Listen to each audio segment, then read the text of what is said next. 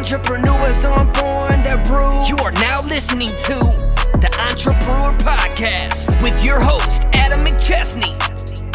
Let's grow! Hey, what's up, everybody? Welcome to another episode of the Entrepreneur Podcast. I'm your host, Adam McChesney, and I want to thank you for being here. If you're listening, please be sure to subscribe to the show and leave us a 5-star review on Apple and Spotify. We would love for you to share this on social media by tagging me and our guests, and this way we can get this incredible content out to more people. Today, I'm joined by someone I got the chance to meet almost a year ago now through a group we're a part of together called Apex. He's got a lot of different stuff going on, and I've heard a little bit about his story, but really looking forward to diving more into that today. He is a father of 3 kids and married, but we were just kind of talking before the episode because I'm getting ready to have my first child as of this recording. So he's been prepping me a little bit and checking in to see where things are at. So I appreciate him for that and just all the support along the way. Today's guest is Nathan Johnson. He is the co-founder at Maison, or can you pronounce it? I screwed it up. Maison. You did great. Don't worry. Maison Bloom, and co-founder at Habitual Growth. Nathan, welcome to the show, man. Thank you, Adam, for having me. It's a pleasure to be here. I'm excited for the conversation and all the adventures that lie ahead of you with the new little one coming into your picture. I appreciate that, man. I will always take all the information and education and advice I can get in business, and definitely in becoming a father, because that's a new thing I'll be taking on here soon. But super excited about that, man, and excited to get to know you a little bit better. I know we've chatted back and forth, hopped on Zoom a couple times, but if you could just kind of give the audience a little bit of brief on your history, kind of where you came from, what you do now, and a little bit of everything in between. Sure, absolutely. Well, thank you for the opportunity just to be able to share my story.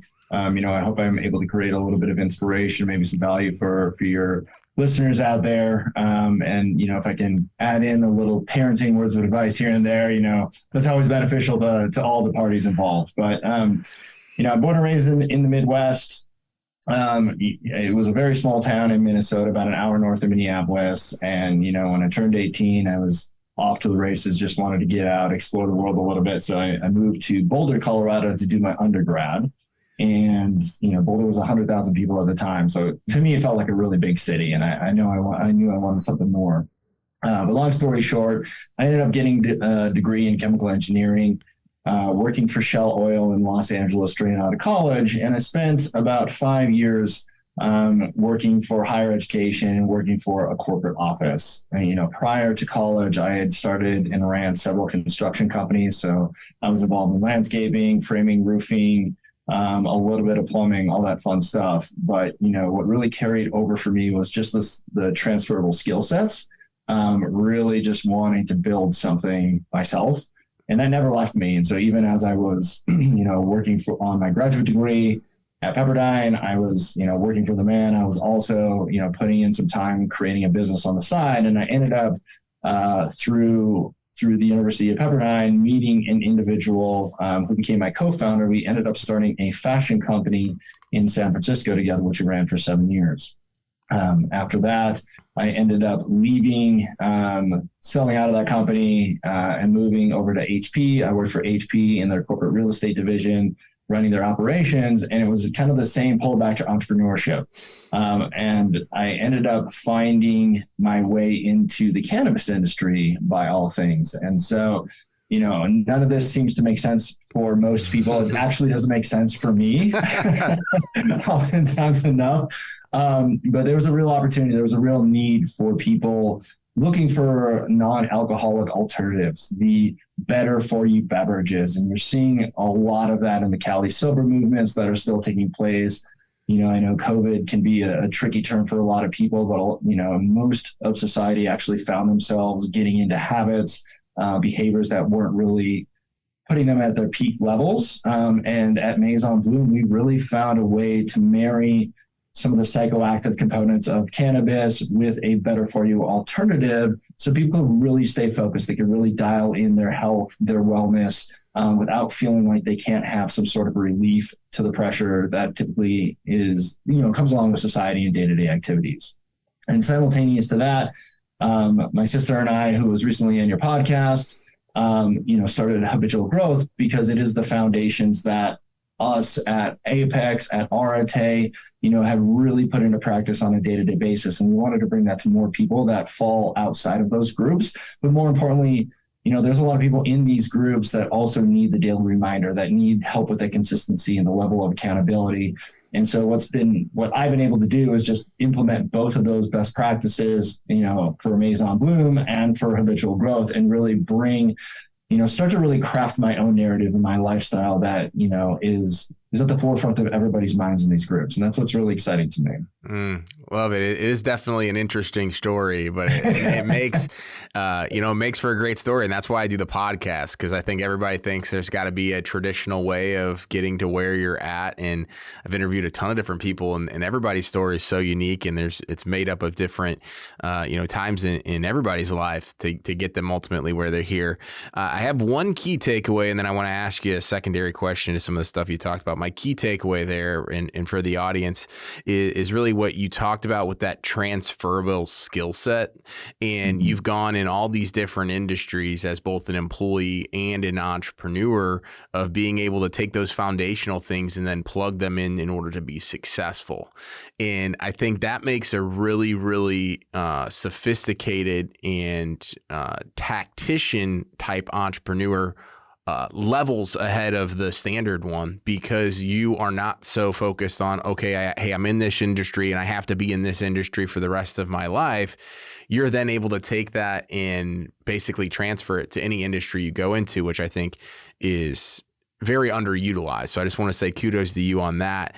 And my question is you've had these different aspects where you've been in business, then you went and worked for somebody else, and then now you're back for being in business. What were, those transitions like in terms of kind of starting out, doing your own thing, going back and working for somebody else, now doing your own thing again?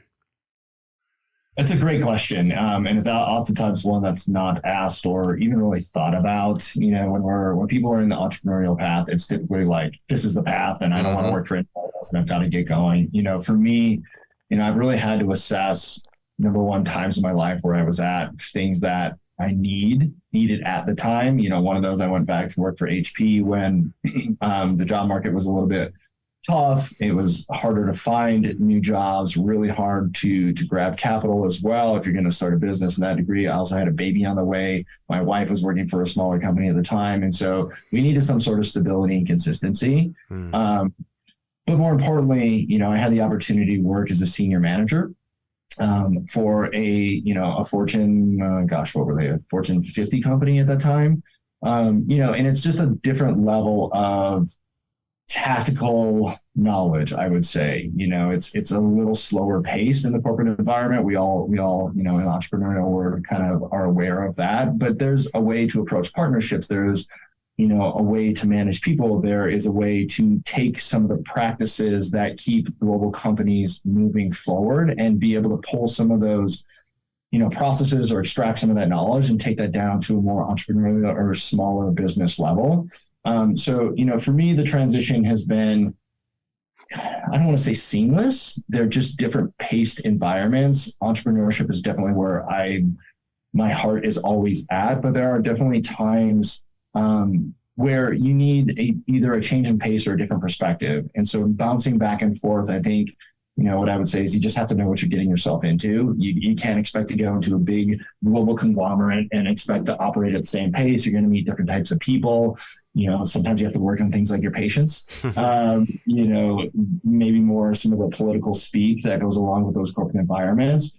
But I wouldn't take back any of those times. I think that they all created value and really added to my current skill set that I'm able to implement now in both of my businesses, because some of the partnerships that we're having are taking us far beyond, some of the local communities that I had previously dabbled in. Now we're talking about national and global scales and being able to speak with people that have some of these partnerships, PR firms, comms. I mean, you and your travels are involved in some of that, and you have to learn some of those communication habits and tactics along the way. And I feel like just going into bouncing between the entrepreneur and the entrepreneur, I was able to add some of the skill sets that really made some of those conversations easier in the long term.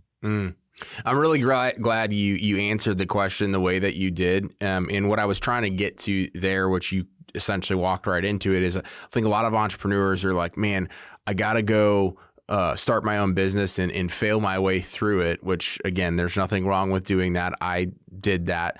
But I also worked in corporate America, and I haven't gone back and technically got a job since, but a lot of entrepreneurs that I know have strategically went out and gotten jobs in industries they eventually want to be an entrepreneur in, or to acquire a skill set, as you mentioned, that have given them not only the experience and that skill set, but have paid them usually pretty well and given some of that stability to, again, maybe take a side move or even a little bit back, depending upon what the definition truly is, to have that big launch moving forward. So it sounds like that's exactly what you did. You plugged in that time frame and was able to really leverage what you had. Yeah, and I would, and one thing I would also add is on being an entrepreneur going into a slower paced environment, you typically don't find entrepreneurs slowing down at all, right? And if you're looking for those opportunities, what you can actually do is work in a more effective way to help level people up within the corporate environment. And not everybody is obviously cut from the same cloth, and there are different circumstances. But I was one of the mindsets that I really took into a business like HP is where can I get in the trenches, right? Where can I help somebody out? Where can I alleviate one of the processes? And even though that is a job that I had, that was my overall role, it's a lot easier to find those opportunities when you're not the person wearing all the hats trying to solve all the problems. You can really focus in on an area and make a much bigger impact in a shorter amount of time. And so, anybody who's looking to get back into the corporate environment for whatever reason, right? Maybe you just need the money. Maybe you're looking at starting your own business and you want to have some of those relationships or this knowledge. I would say just keep your eyes and ears open for the opportunities, because in my mind, it's a lot easier to shine in a slow-paced environment if you're able to capitalize on what some of those gaps are and provide assistance and value to the people in your immediate teams around you. Yeah, no, couldn't agree with you more.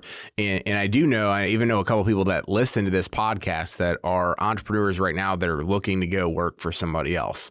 For whatever reason, right, wrong, or indifferent, over the last 3 years, a lot of people got into business that probably shouldn't have gotten into business, but the market itself allowed for those opportunities, whether it was extra funding or people spending their money and all of these different things. So my next question for you was, so obviously we kind of talked about the transition. What was it in terms of the people that you were reporting to or interviewing with at HP to kind of help the audience understand?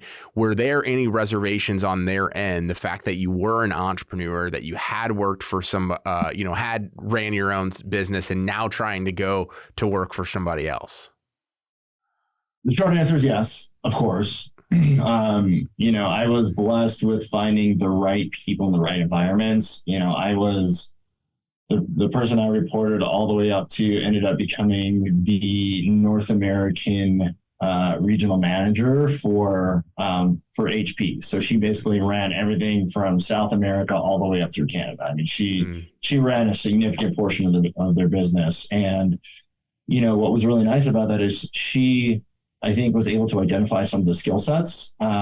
She was able to coach and really able to help me craft my own level of management that, because I was open with her up front, like, hey, I'm not great in these areas, I could use some coaching.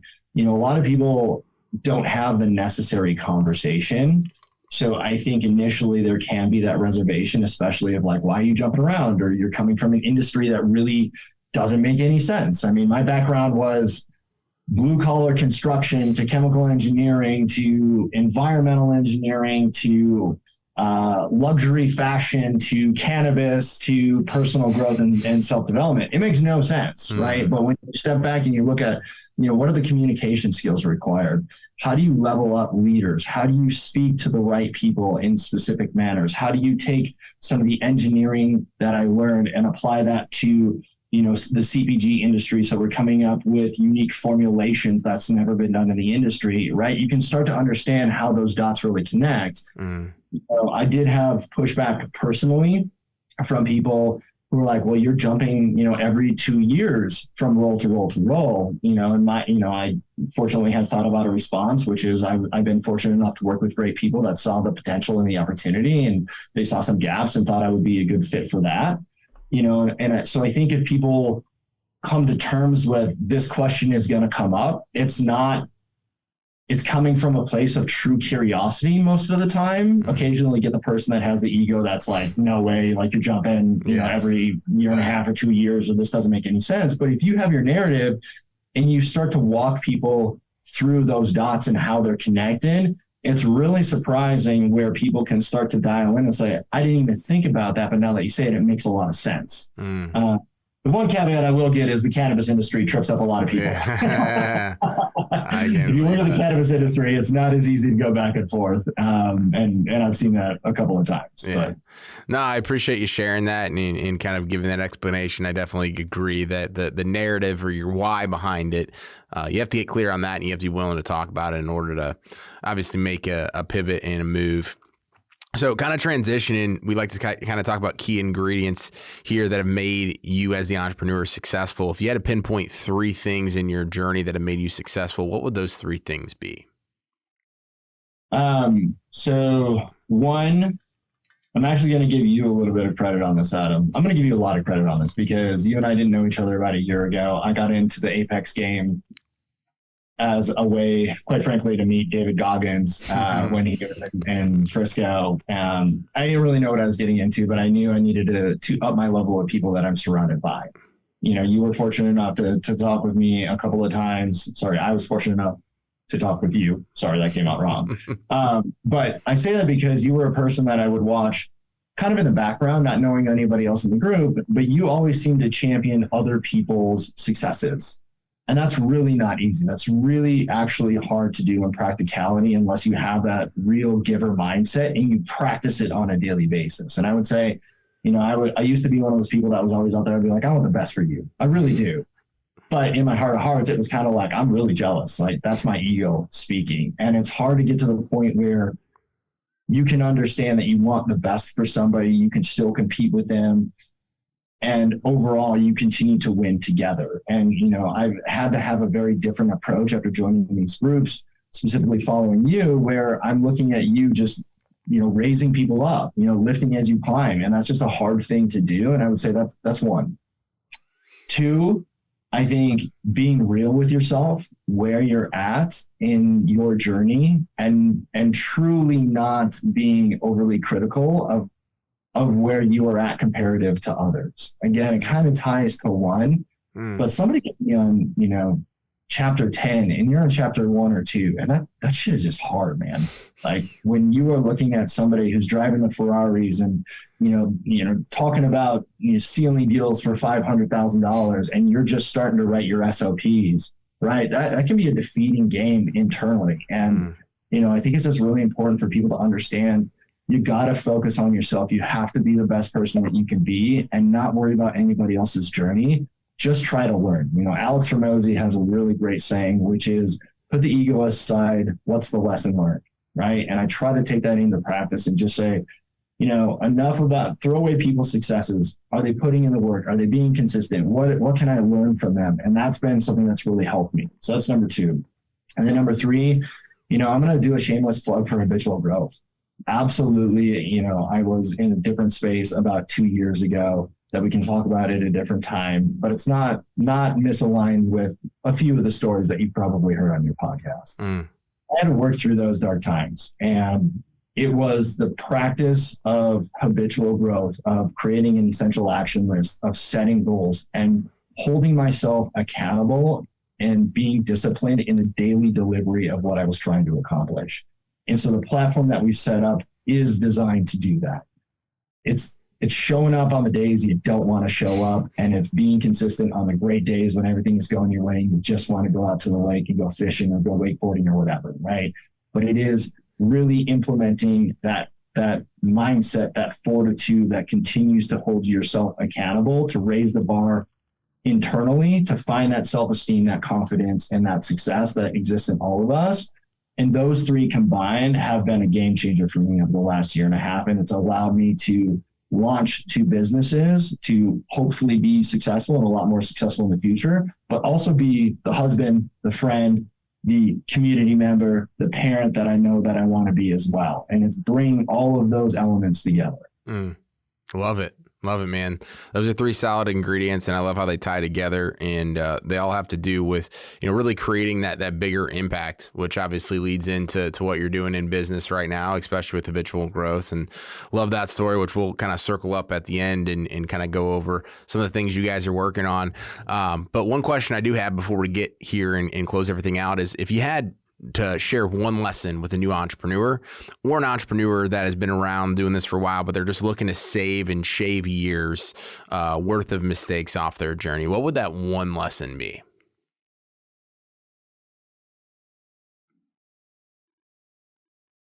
That's a tough one. I don't know if I can get that down to one. I think it's a marriage between consistency, but giving yourself grace. You're going to have really tough days. I'll tell you, Tuesday was a shitty day for me, man. Like it was one of those days where you wake up on the wrong side of the bed. Everything kind of goes a little bit wrong, but I put in the work, end of the day, fine. Today's Thursday. I woke up to a text message. We're picking up a new distributor for, 75% of Minnesota. It was a very different day, and you're going to have the bad days. You're going to have the good days. You show up no matter what. And I think just giving yourself some grace and space and finding the benefits and the opportunities that exist, those lessons learned in the bad days, and just knowing they're not going to last forever. You just have to put in the work long term has made all the difference to me. The other thing, sorry, I'm going to totally overstep your bound. I'm going to do 2. It was Ed Milet on one of his podcasts, and he shared something that just really resonated me with. Stress is self-inflicted. And I share that with everybody because all of us get worked up about weird stuff, whether it's parenting, what to have for dinner, what's going on with the business. And when you step back and you realize almost all of it is because you're in your own mind and you're putting this additional pressure on yourself, when you can have that internal conversation, when you can become self-aware and be like, all right, listen, like if dinner's not ready for the next 20 minutes, 30 minutes, it's okay, right? If the kids need to take a 15-minute, movie on the iPad so I can chill out, like it's okay. But just realizing almost all of stress, if not all of it, is self-inflicted has just been a really powerful message for me that I always keep in the back of my mind. Love that. I think you hit the head or you hit the nail on the head right there. Is so much of what we do and the negative aspects is likely we can control it in some sort of fashion, or we just need to get out of the environment. Right. It might be get around different people. It might be, cut people out of your life, whatever that is. But a lot of it is what we perceive or what the perception that we have built for ourselves and for what is currently going on in that moment. So really appreciate you sharing that. And as we wrap up here, would love to just kind of get a brief overview of your 2 companies, both Maison Bloom and Habitual Growth. And then we'll kind of get social links and all that stuff. Awesome. You nailed it. So Maison Bloom started in the cannabis industry. It now crosses into cannabis and hemp. So we create premium, low-dose infused beverages. We're starting with our elevated seltzers. So think about your Truly or your White Claw. They are single barrel, single strain beverages, meaning you can walk out into a grow. You can see the pink Jesus from Sonoma Hills Farm. You can bring that, you can trace that all the way into our beverages. And we take our learnings from retail and hospitality, which is the background of our team, and we really craft a beverage that is unlike any other in the industry. We have proprietary blend of terpenes.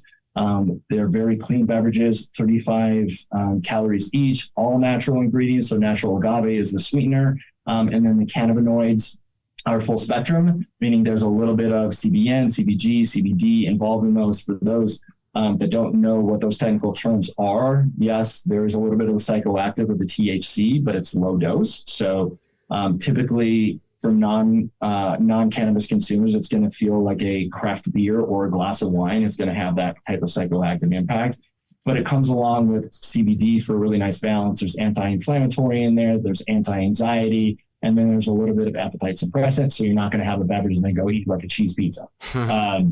You can, but it's not going to make you. We're really proud of that. The cannabis-derived beverages are being sold in California. The website is lovemaisonbloom.com. And then our hemp-derived beverages, which we can sell legally in 39 states. Right now, we have retail distribution in Florida, New Mexico, in Minnesota, as well as California. But you can find those on livemaisonbloom.com. And then Habitual Growth is the personal growth, personal development platform that we are developing. It's a mobile application that you can download on both the Play Store and the iOS store. And this, as I shared earlier, is all about bringing out the potential in all of us. It's providing transparency to your daily actions to allow people to understand where you're spending your time and if you're actually delivering and executing on what you say and think you are, because it's a very different game. Oftentimes we find ourselves, I go to the gym 5 days a week. Do you really? Or do you just tell yourself that? And over the course of like a month, maybe you've done 5 days a week one time, and then it's 3, and then it's 2, but you're just telling yourself it's 5, right? Yeah. That's a silly example. But wherever you're at in life, whatever you're trying to focus on, whether that's community, whether that's spirituality, whether that's business, whether that's finance, whether that's professionalism, we've built something that you can set your own goals, prioritize your daily actions, and then track your progress over time. And based on our current client sets, based on some of the organizations that we work with, we've seen people triple their income just using the app for a short amount of time. We've seen people grow their community members. We've seen people become just self-aware of like, holy crap, I was full of shit. Like I wasn't doing anything that I was saying. And so it's a really nice platform to use on a daily basis to just make sure that you are doing the things that you're saying and doing, and you're working towards that goal. Love it. And where can people, so I know you mentioned the app store for those apps, which we'll put that in the show notes. Is there a website or social media, anything like that people can follow as well? Habitual Growth is www.habitualgrowth.com. Instagram, it's Habitual Growth 01. On the Maison Bloom side of things, all of the handles are Love Maison Bloom. Awesome. We'll have all that in the show notes. And then, Nathan, where can people stay connected with you online? So Apex, Arate, I'm in both of those groups. Obviously, would love to connect with a lot of people. Otherwise, I can be reached at Nathan at avecbloom, which is AVECBLOOM.com. Awesome. Well, we will put all of that stuff down there. Nathan, man, it was great getting to know you even better than I already did. I appreciate what you shared with the audience. I appreciate what you shared with me prior, and really appreciate you taking some time to come on the podcast. I know you're a busy guy. No, I appreciate it. Thank you for the opportunity, and it's always a pleasure, Adam. I'm here if you need anything, and of course, we just need a shoulder to cry on once the baby comes. Yeah. I appreciate that, man. Thank you very much. And I want to thank you again to the audience for tuning in today's podcast. Please be sure to subscribe, download, and share our content. Leaving a 5-star review goes a long way.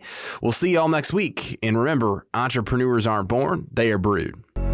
I'm an entrepreneur. Entrepreneurs aren't born, they're brewed. Thank you for listening to Entrepreneur.